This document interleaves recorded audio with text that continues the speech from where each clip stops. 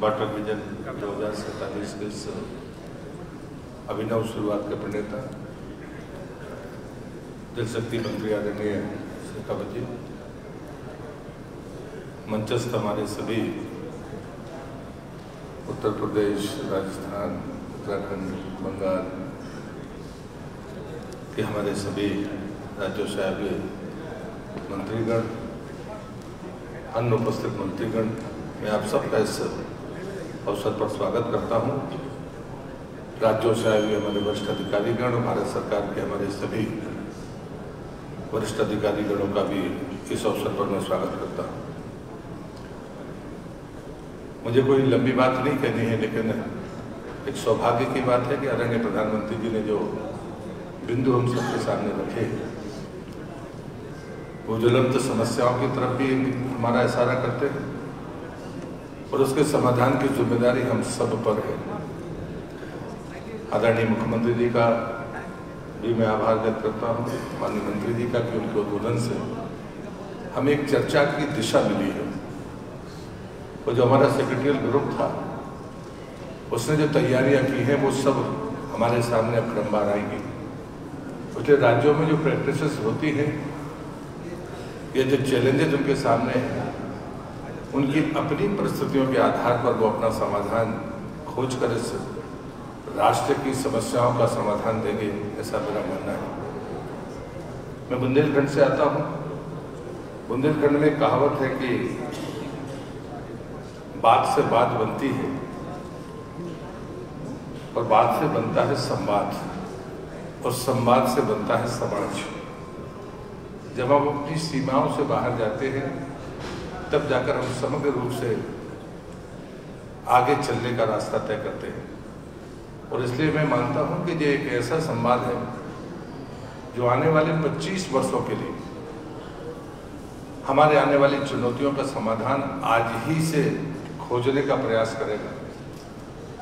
और इसलिए मैं मानता हूं कि ये चर्चा जो आज शुरू होगी, इससे वो उपलब्धियों को बताने की नहीं होगी, बल्कि हमें अपने चैलेंजेस को भी आइडेंटिफाई करना होगा। दूसरी बात आती है कि जब सीमाओं से पार जब समस्याएं आती हैं और जब हमारा मन बड़ा हो और हम राष्ट्र के स्तर पर अगर सोचें, तो फिर हम मिलजुल कर काम करने के अलावा दूसरा कोई रास्ता हमारे पास नहीं है। हमारे मनीषियों ने पहले से भी हमारी जियोलॉजी के आधार पर, हमारी वनस्पतियों के आधार पर जल स्रोतों की पहचान के अवसर दिए थे, जिसे हम आप साइंटिफिक भाषा में आज सरप्लस बेसिन और डेफिसिट बेसिन कहते हैं। ये बात बारामिर ने आज से लगभग 800 वर्ष पहले ये बात कही थी।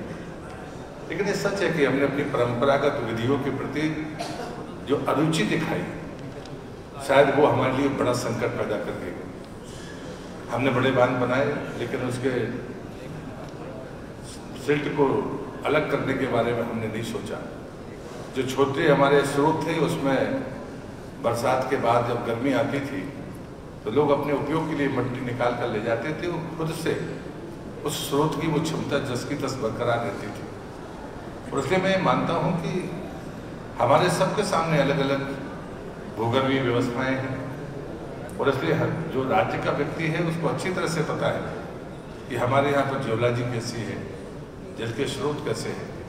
ये सच है कि उत्तर पूर्व में बरसात ज़्यादा होती है और पश्चिमी भारत में बरसात कम होती है, लेकिन वहाँ का जल हम यहाँ ला नहीं सकते। लेकिन हम कुछ हिस्सों में तो इस काम को हम पूरा कर सकते हैं। और इसलिए मैं मानता हूँ कि ये सत्र की शुरुआत बहुत महत्वपूर्ण शुरुआत है, और इसमें हम उसी आधार पर अपनी इन बातों को यहाँ पर पूरा करेंगे। मैं ये भी कहता हूँ कि जब कभी हम अतिरेक में कोई भी बात करें, गीता में तो ये भी कहा गया है कि अतिरेक चाहे निद्रा का हो, चाहे भोजन का हो, चाहे उपयोगिता का हो, सकारात्मक तौर पर तो वो ये भी कहते हैं कि अगर जागरण भी ज़्यादा हो जाए तो ये व्यक्तित्व को प्रभावित करता है। और इसलिए मुझे लगता है कि आज हम उन सभी बातों को ध्यान में रखकर अपनी चर्चा को प्रारंभ करेंगे। और मैं प्रधानमंत्री जी की इन बातों को की पुनरावृत्ति नहीं करना चाहता, लेकिन उन्होंने 3-4 बातों को जो फोकस किया है कि हमें आम आदमी में जागरूकता पैदा करने की जरूरत है, उसके साथ में चले बगैर हम इन बातों को बहुत गति नहीं दे सकते हैं। और तीसरी बात है कि हम जब कभी राज्यों की सीमाओं से बाहर जाकर सोचेंगे तब कहीं हम राष्ट्र की चुनौतियों का निवारण कर सकते हैं। हमें दुनिया के सामने एक आदर्श प्रस्तुत करना है, जैसी हमारी छवि रही उसे फिर से पुनर्स्थापित करने का एक अवसर है। इसलिए मैं आदरणीय प्रधानमंत्री जी का आदर्श से आभार व्यक्त करता हूँ। जल के मामले में उनका विजन, मैं जल शक्ति का काम करने के पहले से भी मैं देखता हूँ कि जल के बारे में जो उनकी दृष्टि है बड़ी स्पष्ट दृष्टि है। और जब मैं पहली बार सांसद बना था संसद में, मैंने श्रद्धेय अटल बिहारी वाजपेयी का वो भाषण मुझे सुनने का सौभाग्य प्राप्त है, जबकि उन्होंने वो राज्यसभा में दिया था। मैं पहली बार सांसद बना था, ये 90 की बात है। उन्होंने कहा था कि अगला विश्व युद्ध अगर होगा तो पीने के पानी के लिए होगा। मुझे लगता है कि जब हम दूर तक देखते हैं तो कुछ चीज़ें धुंधली दिखें, लेकिन दिखती जरूर है। ये चुनौतियाँ हमको दिखनी चाहिए और समाधान की जिम्मेदारी चूंकि हम सब पर है। यहाँ तमाम वो लोग बैठे हैं जो जिम्मेदार लोग हैं, जिनको दिशा स्पष्ट करने में शायद दिक्कत नहीं होगी। इसलिए हम सब मिलजुल कर कोई रास्ता तय करें। इस निवेदन के साथ मैं अपनी बात को समाप्त करता हूँ। बहुत धन्यवाद आप सबका।